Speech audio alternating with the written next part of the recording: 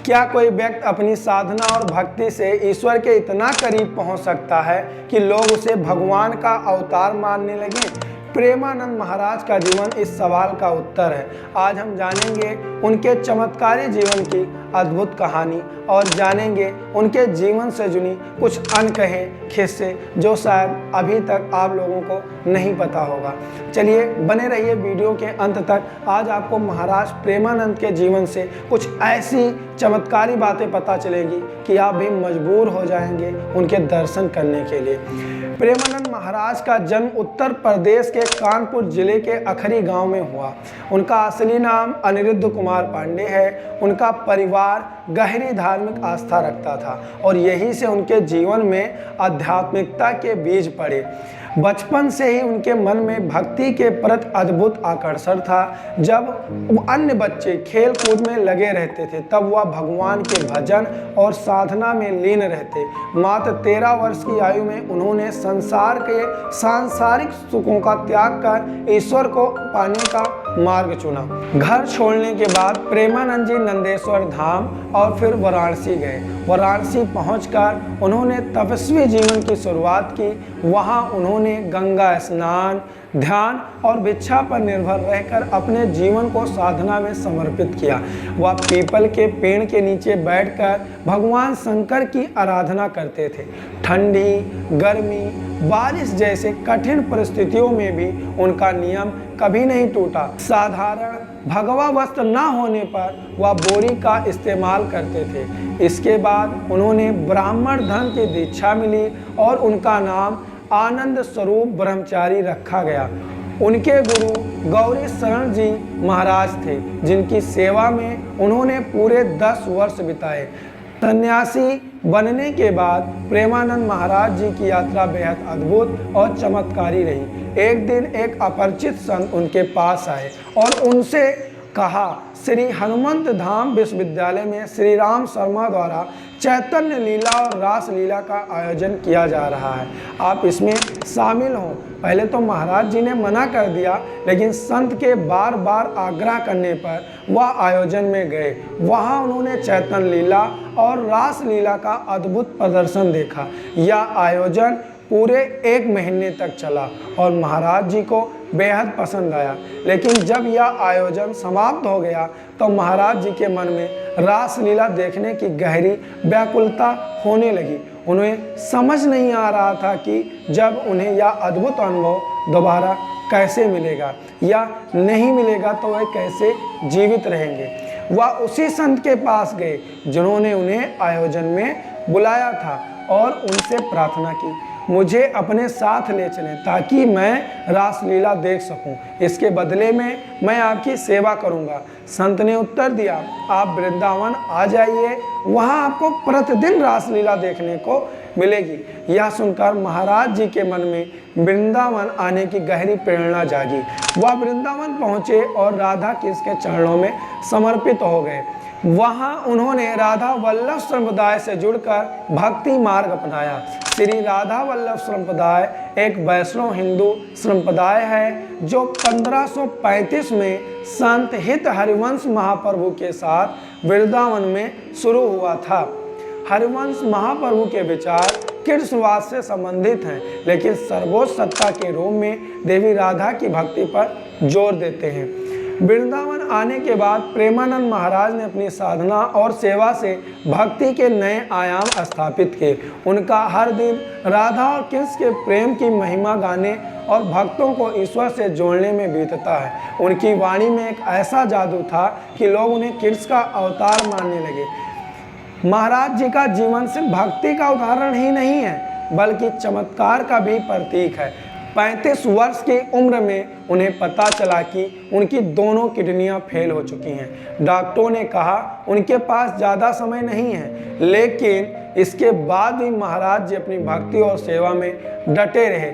आज भी वह डायलिसिस के सहारे जीवित हैं और पूरी ऊर्जा के साथ अपने भक्तों को मार्ग दिखा रहे हैं। प्रेमानंद जी की ख्याति देश विदेश तक फैली हुई है। उनके प्रति श्रद्धा व्यक्त करने के लिए कई नामी हस्तियां वृंदावन पहुंची। विराट कोहली अपनी पत्नी अनुष्का के साथ श्री प्रेमानंद महाराज जी के दर्शन करने के लिए प्रेमानंद पहुंचे थे। श्री रामानंद सागर जी के रामायण में जामवंत की भूमिका निभाने वाले भी उनसे मिलने और उनके दर्शन करने के लिए गए थे। भारतीय गायक बी पार्क, जिन्होंने राधा जी पर सुंदर भजन गाकर अपनी भक्ति व्यक्त की। राधा मेरी स्वामिनी और मैं राधा को दास, जन्म जन्म मोहे दीजियो वृंदावन को वास। ग्रेट खली, जो अपनी विशाल कदकाठी के लिए जाने जाते हैं, ने भी महाराज जी के चरणों में आशीर्वाद लिया। यह घटनाएं दर्शाती हैं कि कैसे महाराज जी की भक्ति ने हर वर्ग के लोगों को प्रभावित किया है। महाराज जी हमेशा कहते हैं, प्रेम और भक्ति ही वह साधन है जिनसे भगवान के करीब पहुंचा जा सकता है। आत्मा की शुद्धि के बिना ईश्वर का साक्षात्कार असंभव है। उनके प्रवचन और उनका जीवन सिखाता है कि केवल समर्पण और प्रेम से ही हम जीवन को सार्थक बना सकते हैं। प्रेमानंद महाराज का आश्रम वृंदावन के परिक्रमा मार्ग पर स्थित है। यहाँ न केवल भजन और प्रवचन होते हैं, बल्कि जरूरतमंदों को भोजन और सेवा भी दी जाती है। यह स्थान भक्तों के लिए आध्यात्मिक शांति का केंद्र बन चुका है। अगर आप प्रेमानंद महाराज के दर्शन करना चाहते हैं तो आपको हर रात करीब 2:30 बजे उनके आश्रम श्री राधा केली कुंज के पास पहुंचना पड़ेगा। वह रोजाना अपने निवास स्थान से आश्रम पैदल चलकर आते हैं। प्रेमानंद महाराज का आश्रम इस्कॉन मंदिर के पास परिक्रमा रोड पर भक्ति वेदांता हॉस्पिटल के ठीक सामने है। हर रोज हजारों की संख्या में श्रद्धालु महाराज जी के दर्शन करने के लिए आते हैं। प्रेमानंद महाराज का सत्संग सुनने के साथ उनके दर्शन के लिए आपको 2 दिन का समय लगेगा। आश्रम में हर दिन सुबह 9:30 बजे महाराज के शिष्यों द्वारा अलग अलग टोकन प्रदान किए जाते हैं। आप इसी टोकन की मदद से अगले दिन महाराज के दर्शन कर सकते हैं। उनसे मिलने के लिए आधार कार्ड लाना अनिवार्य है। अगर आप अकेले में बातचीत का टोकन मिलने के लिए कोशिश करते हैं तो टोकन मिलने के बाद आपको अगले दिन सुबह 6:30 बजे आश्रम आना होगा। इसके बाद आप करीब 1 घंटे तक आश्रम में महाराज से प्रश्न कर सकते हैं। अगर हम महाराज जी को एक अवतार माने तो हमें हिंदू धर्म के अवतारवाद सिद्धांत को समझना पड़ेगा। ज़्यादा बातें तो नहीं कर सकते, लेकिन थोड़ी सी बातें मैं आपको अवतारवाद के बारे में बताना चाहता हूँ। अवतारवाद एक धार्मिक सिद्धांत है जिसमें यह माना जाता है कि परमात्मा या सर्वोच्च शक्ति समय समय पर मानव रूप धारण करती है और पृथ्वी पर अवतरित होती है। इन अवतारों का उद्देश्य धर्म की रक्षा करना, अधर्म का नाश करना और मानवता का कल्याण करना होता है। हिंदू धर्म में अवतारवाद का विशेष महत्व है। हिंदू धर्म में माना जाता है कि भगवान विष्णु ने कई सारे अवतार लिए हैं। हम आपको कुछ ऐसे भक्तों के उदाहरण देना चाहते हैं जो अपनी भक्ति के धर्म पर भगवान के साथ एकात्मिक हो चुके हैं। जैसे मीराबाई। मीराबाई को कृष्ण भक्ति के सबसे प्रसिद्ध संतों में से एक माना जाता है। उन्हें कृष्ण के साथ अपने प्रेम के लिए जाना जाता है और कहा जाता है कि उन्होंने कृष्ण के साथ एकात्मकता प्राप्त कर ली थी। श्री तुलसीदास ने रामचरितमानस की रचना की थी। उनकी भक्ति इतनी गहरी थी कि उन्हें राम का अवतार माना जाता था। नरसिंह मेहता को कृष्ण भक्ति के एक अन्य प्रमुख संत के रूप में जाना जाता है। उनकी भक्ति इतनी गहरी थी कि उन्हें कृष्ण के साथ एकात्मकता का अनुभव हुआ। चैतन्य महाप्रभु को कृष्ण भक्ति के संस्थापक माना जाता है। उन्होंने कृष्ण भक्ति को एक जन आंदोलन बना दिया और कहा जाता है कि उन्हें कृष्ण के साथ एकात्मकता का अनुभव हुआ था। एकात्मकता का शब्द से तात्पर्य है एक हो जाना, एकमय हो जाना।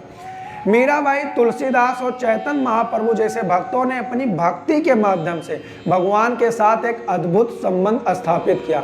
उनकी कहानियां हमें बताती हैं कि भक्ति हमें जीवन के उतार चढ़ाव से पार पाने और आंतरिक शक्ति प्रदान करने में कैसे मदद कर सकती हैं। ऐसी भक्ति तो भगवान प्रेमानंद महाराज भी तो करते हैं।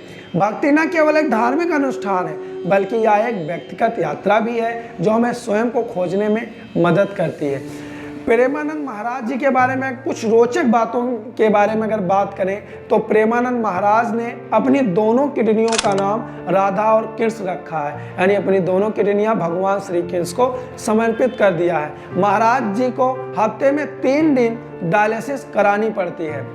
डायलिसिस के लिए डॉक्टर की एक टीम उनके फ्लैट पर आती है। महाराज जी हर सुबह 2 बजे वृंदावन की परिक्रमा लगाते हैं। महाराज जी के सत्संग में उनके भक्तों ने कई बार उन्हें अपनी किडनी देने की इच्छा जताई, लेकिन महाराज जी ने हमेशा मना कर दिया।